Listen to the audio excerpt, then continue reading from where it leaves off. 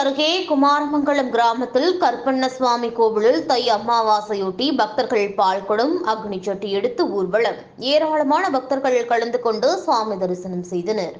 கரூர் மாவட்டம் குளித்தலை அருகே குமாரமங்கலம் கிராமத்தில் கருப்பண்ணசுவாமி கோவில் உள்ளது. இக்கோவிலில் பௌர்ணமி அமாவாசை அன்று கோவில் பூசாரி அருண் பக்தர்களுக்கு அருள்வாக்கு சொல்லி வருகிறார். இக்கோவிலுக்கு தமிழகத்தில் உள்ள திருச்சி, புதுக்கோட்டை, தஞ்சை, சேலம், தருமபுரி, நாமக்கல், திருப்பூர், மயிலாடுதுறை, திண்டுக்கல் உள்ளிட்ட பல மாவட்டங்களிலிருந்து பக்தர்கள் வந்து செல்கின்றனர். அருள்வாக்கு பெற்ற பக்தர்கள் காரியம் வெற்றி பெற்றவுடன் கோவிலுக்கு வேண்டுதலை நிறைவு செய்து வருகின்றனர். அந்த வகையில் ஆடி அமாவாசை மற்றும் தை அமாவாசை அன்று அருள்வாக்கு பெற்ற பக்தர்கள் மற்றும் சுற்றுப்பகுதி கிராம பொதுமக்கள் பக்தர்கள் பால்குடம் அக்னி சட்டி எடுத்து முக்கிய வீதி வழியாக ஊர்வலமாக வந்து கோவிலுக்கு வந்தடைந்தனர். தொடர்ந்து கருப்பண்ணசுவாமிக்கு பால் அபிஷேகம் செய்யப்பட்டு சிறப்பு அபிஷேக ஆராதனை நடைபெற்றது.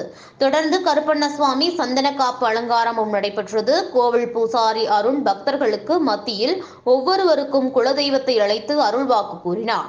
தொடர்ந்து பூசாரி மகன் வேம்பட்டி சாமி அருள்வாந்து அருள்வாள் மேல் ஏறி சுவாமி ஆடினார். தொடர்ந்து வேம்படி சுவாமிக்கு சிறப்பு அபிஷேக ஆராதனையும் ஆட்டுக்குட்டி குடித்தல் நிகழ்ச்சியும் நடைபெற்றது. கருப்பண்ணசுவாமி கோவில் பூசாரி அருண் அருள்வாள் மேல் ஏறி நின்று பக்தர்களுக்கு அருள்வாக்கு கூறினார். இந்த நிகழ்ச்சியில் பல்லாயிரக்கணக்கான பக்தர்கள் கலந்து கொண்டு சுவாமி தரிசனம் செய்தனர். நிகழ்ச்சியில் வருகை புரிந்த அனைவருக்கும் கோவில் நிர்வாகம் சார்பில் அன்னதானம் வழங்கப்பட்டது. குளித்தலை செய்தியாளர் வீர தியாகராஜன்.